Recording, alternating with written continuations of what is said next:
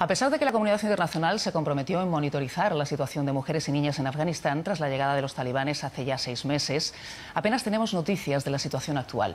En nombre del Islam han visto suprimidos derechos básicos y se les ha vuelto a encerrar dentro de casa. La religión es utilizada con frecuencia en países árabo-musulmanes para recortar esos derechos.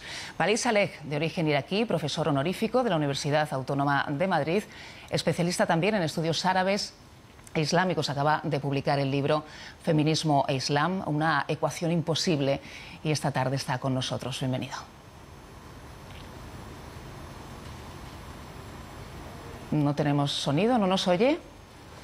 Señor Sí, Saleh. hola, buenas tardes. Hola, bienvenido. Decíamos que gracias por atender la llamada del Gracias. canal 24 Horas. Muchas gracias. Buenas tardes. Bien, quería preguntarle lo primero, señor Saleh, ¿es un problema relacionado con la religión o con las tradiciones que utilizan la religión para recortar esos derechos que decimos de las mujeres?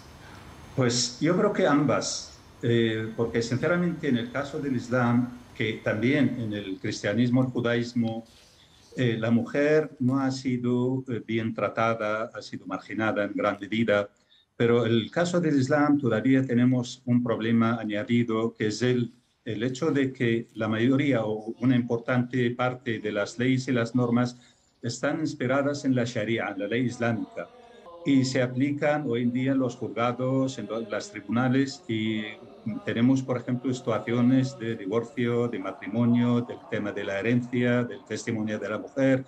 Todo esto realmente menoscaba los derechos de la mujer.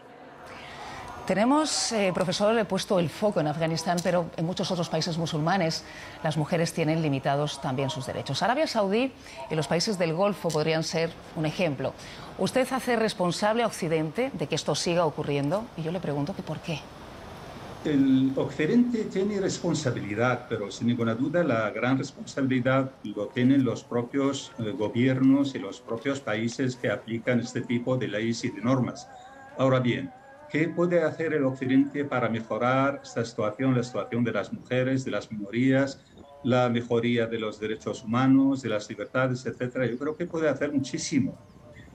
Pueden apoyar a los grupos liberales. Hay muchos librepensadores, muchos grupos de mujeres que reclaman sus derechos fuera de la religión, además de otros grupos y asociaciones que podrían recibir un apoyo por parte del mundo occidental. Además, el mundo occidental no debería de ningún modo apoyar a grupos radicales ni grupos absolutamente instalados en una ideología desfasada y no aceptada. Porque, entre otras muchas cosas, vemos cómo Obama en su momento apoyó muchísimo a los hermanos musulmanes y a otros grupos como Hezbollah, como el sistema iraní. No puede ser esto porque por razones de intereses económicos y de otras características, pues vemos este tipo de actitudes y no piensan lamentablemente en estos derechos de tanto de mujeres como minorías, como las sociedades en general. Y yo creo que pueden presionar a los gobiernos de estos países por medio de evitar de mandarles tecnología, evitar de venderles armas, etcétera, y obligarles a que cambien su actitud, cambien sus normas y sus leyes en relación con todos estos colectivos. Hace algunos años, profesor, empezó a hablarse de feminismo islámico para justificar las, digamos, particularidades, ¿no?, del mundo musulmán. ¿Usted cree que existe el feminismo islámico, del mismo modo que podría hablarse también de democracia islámica? Existe. Lo que ocurre, yo creo que no tiene razón, sinceramente, porque el feminismo y el Islam son dos códigos absolutamente distintos. El feminismo es un movimiento liberal, laico, civil, universal. En cambio, el Islam, como el cristianismo, como el judaísmo, son religiones, son fes que, desde luego, la mujer no está bien considerada en ninguna de esas tres religiones. Todavía tenemos el caso del cristianismo, donde las mujeres no pueden ser sacerdotes, no pueden decir misa, y lo mismo ocurre con las mujeres en el Islam, que no pueden dirigir la oración, por ejemplo, entre otras muchas cosas.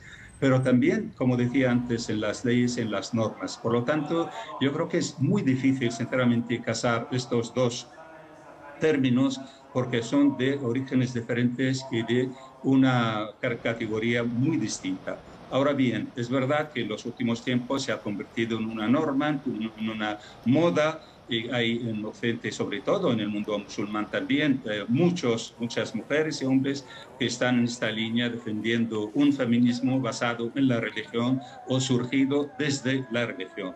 Personalmente lo veo muy difícil porque realmente el feminismo es un valor universal como la propia democracia. La democracia no es divisible, la democracia tiene que ser igual para toda la humanidad, para todos los países y todos los lugares. No se puede decir que aquí tenemos una democracia europea, en otro lugar tiene que ser una democracia afgana o india o japonesa. Es decir, la democracia es la democracia y el feminismo es el feminismo sin etiquetas, porque luego nos empezamos a decir un feminismo negro, un feminismo de fronteras, un feminismo cristiano, otro musulmán, y cada uno pone sus etiquetas y esto menoscaba sin ninguna duda la idea esencial que es la reclamación de los derechos de las mujeres y la mejora de sus condiciones de vida. Ya para terminar, profesor, brevemente, no tenemos mucho tiempo, se nos acaba el tiempo. Usted critica las actitudes que considera, digamos, complacientes de la izquierda en Europa a partir del concepto de multiculturalidad. ¿Cree que existe un doble rasero de medir en cuanto a cuestión de derechos?